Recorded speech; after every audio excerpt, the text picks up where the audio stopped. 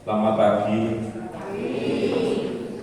Ya, kalau berbicara tentang hati, itu kan apa namanya antara mudah dan tidak mudah. Tidak mudahnya adalah saat kita apa namanya di rumah gitu, kemudian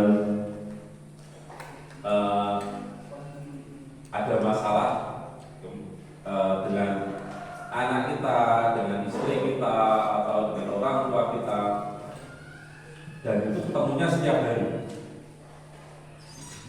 Anak ini dikandani ragu, bujuku dikandani ragu, terus akhirnya lama-lama apa? Jengkel, marah. Itu yang terjadi. Saat di tempat kerja, kemudian ditegur sama pimpinan atau teman sekerja atau mungkin bawahan kita, seringkali kita juga tidak terima. Hati kita panas, hati kita kemudian tidak terima. Padahal firman Tuhan ngomong begini, jagalah hatimu dengan segala kewaspadaan, karena dari situlah terpancar kehidupan. Nah, hati, kalau bicara tentang hati itu tentang hati kita. Hati kita adalah sumber, atau kalau dianggap sumber dari kehidupan kita. Dari hati kita itu memancarkan, dikatakan memancarkan, terpancar kehidupan. Kehidupan siapa? Kehidupan kita. Jadi kalau hati kita, apa yang kita omongkan, apa yang kita pikirkan, atau apa yang tindakan kita, itu terpancar dari hati kita. Jadi apa kalau kita ngomong? Kemarin saya sharing dengan salah seorang remaja begitu yang mengikuti kebiasaan teman-temannya. Jadi kalau dia di kampus, di sekolahan, biasanya kalau teman-teman itu ngomong kotor, kalau di Jawa Timur itu kan jancuk gitu. Kalau di sini kan dia apa?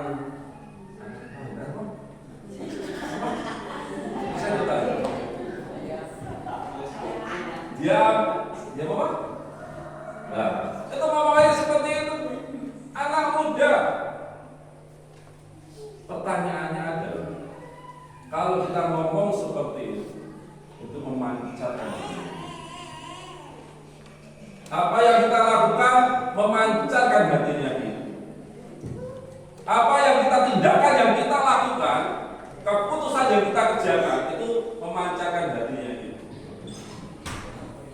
Nah, kalau digambarkan hati itu seperti telaga, atau seperti telaga yang kemudian telaga itu kemudian mengalirkan air kemana pun dia. Suatu saat Nabi Elisa ada di kota Yeriko, kemudian dia mendapati bahwa di situ tanahnya baik, kotanya baik, tetapi yang jadi masalah adalah banyak terjadi keguguran, banyak penyakit, dan dikatakan bahwa penyebabnya adalah sumber air yang masuk ke air. Kalau sumbernya itu buruk, kalau sumbernya itu bermasalah, masalah juga dengan apa yang kita lakukan, masalah juga dengan sikap kita, masalah juga dengan pekerjaan kita, masalah juga dengan keluarga kita, masalah juga dengan sekolah kita. Kalau hati kita buruk, karena hati kita adalah sumber. Firman Tuhan katakan bahwa jagalah hatimu. Bukan cuma menjaga, dikatakan juga dengan segala kewaspadaan. Bukan cuma jaga hatinya, tapi dengan kewaspadaan. Artinya adalah kalau kamu berjaga tapi di situ juga ada alarmnya. Ada CCTV-nya diamat-amati, ditempati. Kalau kemungkinan nanti ada masalah akan segera dilihat. Akan apa? Itu paling takut. Dan kalau kita bisa menjaga hati kita, itu mengantarkan kita kepada keimanan. Bahkan yang kita pancarkan itu memberikan hidup kepada orang lain. Hati itu sumbernya kehidupan. Kenapa Pak disebut itu sumber kehidupan? Kalau engkau perkataanmu baik, sikapmu baik, engkau dengan teman kita baik, dengan sahabat kita di kantor baik, di pekerjaan baik, dan kita menjadi orang yang solutif yang memberikan solusi, memberikan jalan keluar, karena hati kita memancar kehidupan. Orang akan mendekati kita, dan kehidupan kita akan dialihkan kepada kehidupan lain, karena hati kita sudah. Kalau sumbernya, airnya, danaunya, atau telaganya itu buruk, yang keluar pasti. Kalau kita seringkali bertengkar, ada cerita, ada seorang sakit, ya. Ada seorang yang sakit, gitu. Sakitnya tanya sama dokter, kamu sakit apa? Semua badanku sakit. Kemudian dia datang ke temannya yang pintar, yang biasanya suka kecil, kamu sakit apa? Ini leherku sakit, tapi kepalaku sakit, perutku sakit. Ini siapa? Bondolku sakit, sendiku sakit. Siapa yang masih sendi sakit? Iya. Jadi semua yang dia pegang sakit. Kira-kira kalau seperti itu dokternya gimana? Sakit apa ya? Kepalanya sakit hidung nada. Kalau dipegang sakit. Migren. Kemudian lehernya dipegang sakit. Perutnya sakit. Terus kemudian dokternya ini kayaknya sudah nangkep ini orang itu. Kalau semua dipegang sakit, jangan-jangan. Kenapa? Apa? Jangan-jangan ada sesuatu yang sakit dalam hidup. Tapi ternyata yang sakit itu tangannya ternyata habis jatuh dan patah. Jadi kalau dipegang sini sakit, di sini sakit, di sini sakit.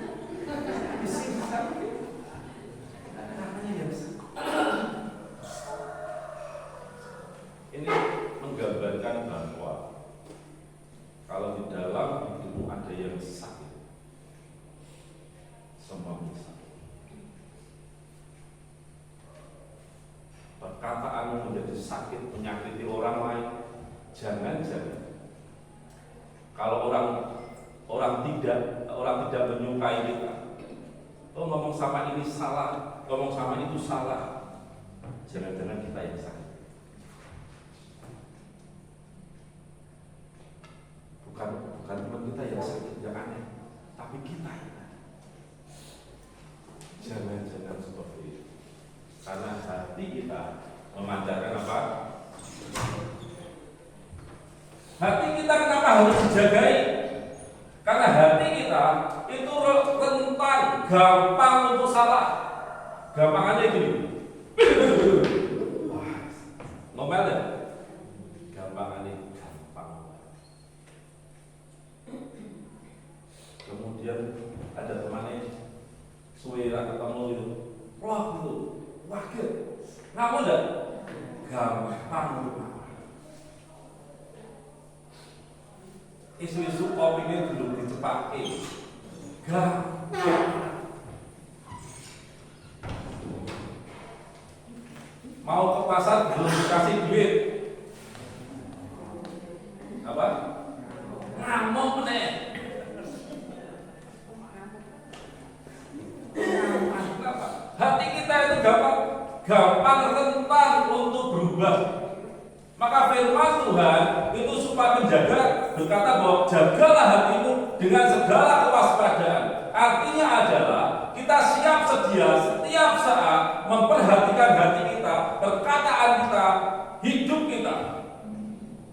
Kalau ada alarm yang salah, segera diperbaiki. Supaya hidup kita memancarkan kehidupan. Supaya kita nanti pada akhirnya di garis akhir tetap setia. Tidak apa itu. Kalau kita masih dengan gaya yang lama dan sering kali yang dilakukan umat Tuhan, jarang sekali menjaga hatinya. Kadang dijaga, kadang tidak. Firman bukan cuma dijaga, tetapi dikatakan apa? Dengan segala waspada. Waspada terus. Kayak jaga malam, maka ada orang yang jaga malam. Kalau di situ akan ada kerusuhan, petugas jaga malam itu akan berjaga-jaga, akan waspada.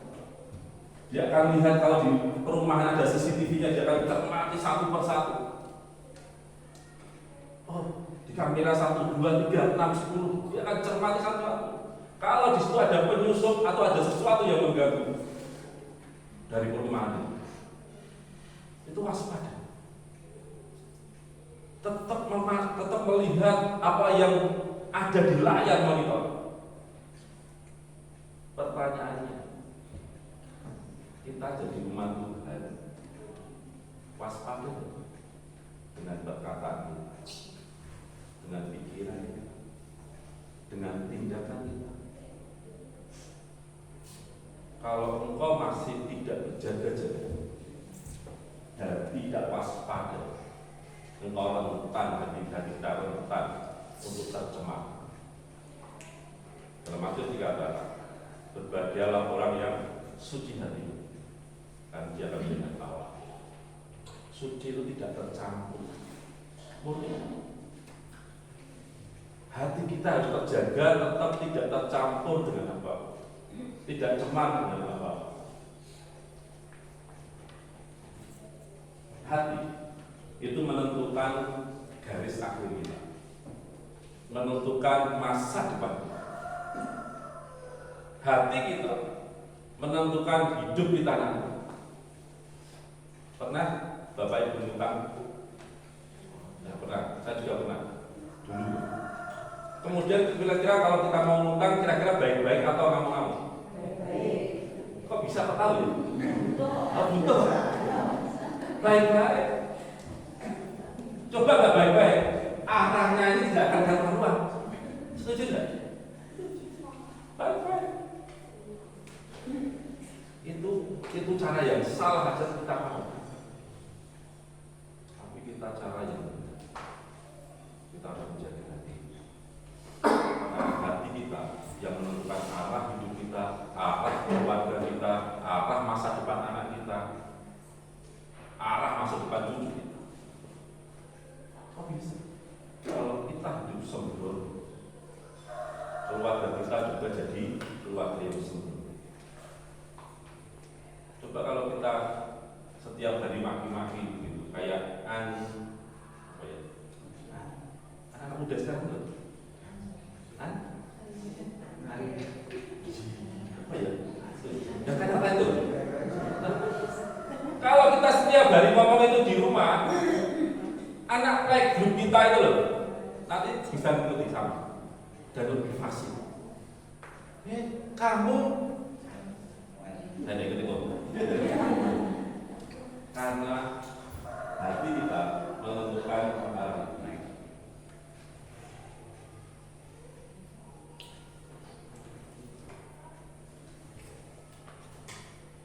Nah, saya akan mengawasi yang menjaga selain hati kita, masalah yang ada sumber hidup kita. Dan yang harus kita kerjakan adalah sebagai umat Tuhan adalah menjaga dengan segala kewaspadaan. Saya berharap pulang dari tempat ini kita mulai mengoreksi kita masing-masing, kita masing-masing. Mulai menjaga sikap hati kita, pikiran kita, omongan kita, tindakan kita. Bukan cuma menjaga tok, tapi juga harus tetap waspada. Tetap apa? Waspada itu seperti satpam. Di situ ada kerusuhan dan dia tetap menjaga lingkungannya. Dia harus tetap lihat monitornya, harus lihat ada alarm yang akan berbunyi. Dia kalau dia berkelompok, dia berkeliling mencermati, waspada, jaga-jaga. Siapa yang punya handphone? Maafnya saja. Kalau nanti tidak punya handphone, ngomong sama Steven.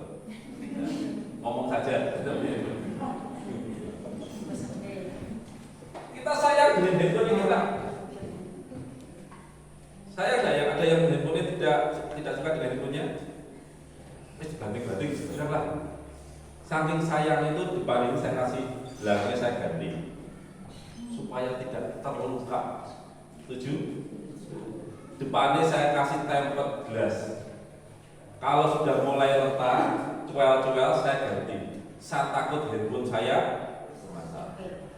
rusak, tergores. Ini barang yang istimewa buat saya. Saya menjaganya. Saya usahakan sedapat mungkin supaya handphone ini awet dan kalau dilihat itu enak. Tidak sembarangan. Seringkali hati kita tidak dijaga seperti itu. Sembarangan. Rentan rusak hati kita. Rentan hancur. Rentan sakit hati. Rentan emosi. Rentan untuk marah-marah, untuk mati-mati. Rentan untuk tidak terima, rentan untuk dibanding-bandingkan. Ojo dibanding, rentan itu. Tetapi kita tidak menjaga yang barang yang seperti ini dengan baik-baik. Padahal itu perintah.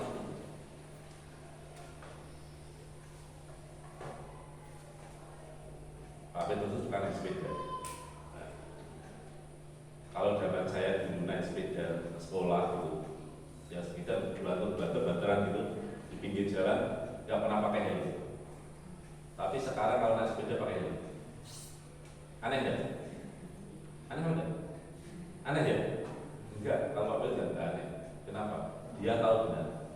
Kepalanya itu lebih berharga. Jadi kalau naik sepeda motor, cuma sebentar. Nggak usah depan itu nggak usah pakai helm. Itu tidak sayang dengan otak ini, yang kita sayang.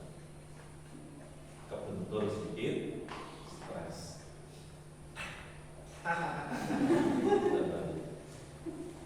Tapi kenapa? Karena kita ada jaga. Walaupun sebentar, karena yang di kepala kita lebih berharga. Setuju? Harus dengan segala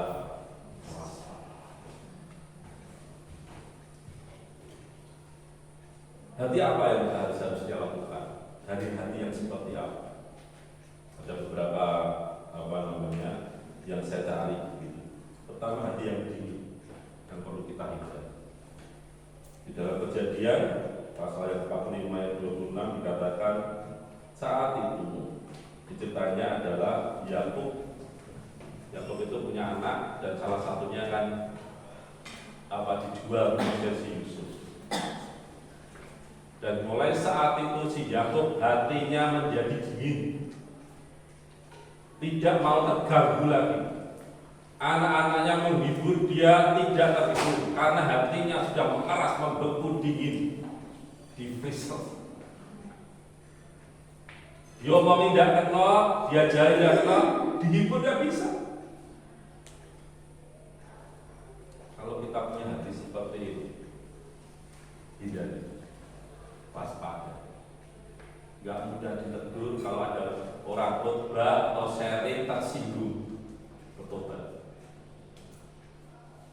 Jadi kalau nanti pulang dari tempat ini jangan marah-marah sama saya ya.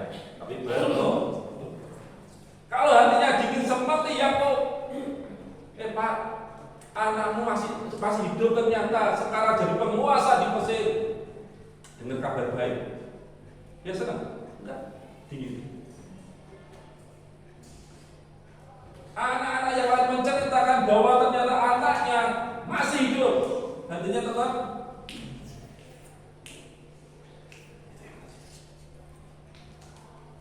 Nanti kalau ada teman, saudara, atau diri kita yang punya hati yang tinggi, oleh itu gampang kita, gampang binasa. Yang kedua, hati yang panas. Siapa yang suka panas-panas, teh panas, teh melocok? Teh kalau diminum langsung melocok, jadi panas sekali. Hati yang panas dari siapa? Kisah tentang Kain dan Habil. Masalahnya itu sepele, memberikan persembahan. Yang satu diterima, yang satu Allah kok beda-beda ya? Tuhan kok beda?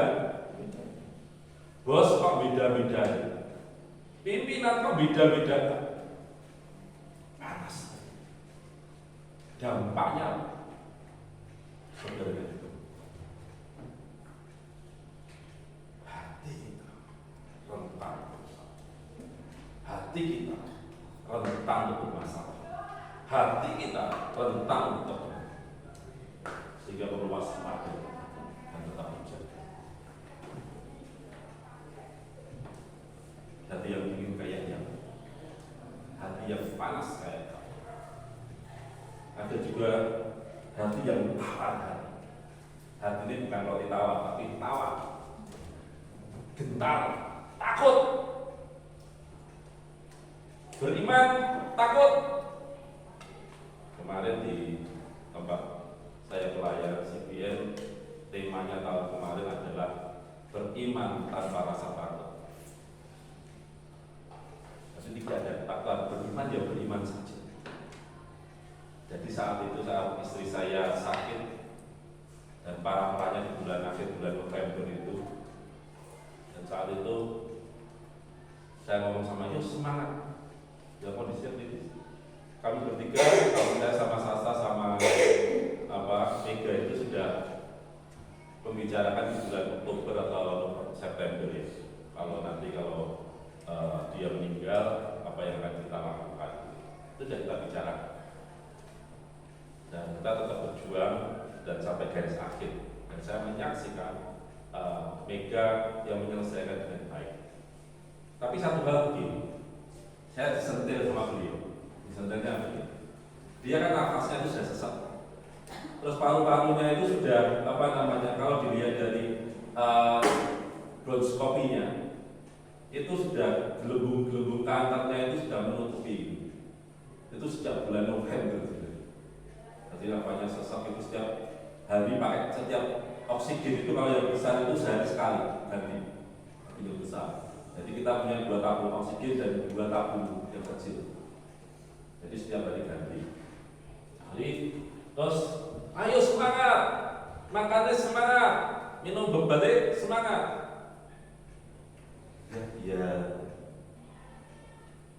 suatu saat dia ngomong, karena dia tahu sudah hari-harinya sudah mendekat, itu dia tahu dan dia ngomong, kamu itu masalah terlalu optimis, terlalu positif.